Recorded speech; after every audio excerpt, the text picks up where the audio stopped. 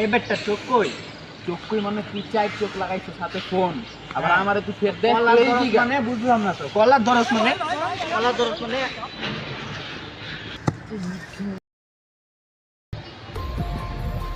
তো এই মোমেন্টে আপনারা যদি ইট দিয়ে একটা বাড়ি দেন, ছেলেটা আধমরা হয়ে যাবে।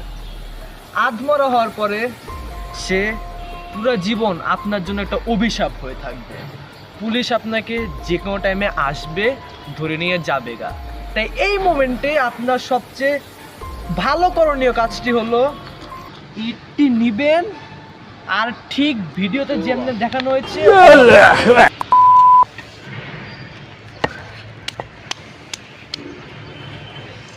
তো এভাবে মারার ফলে ছেলেটি সম্পূর্ণ মরে যাবে।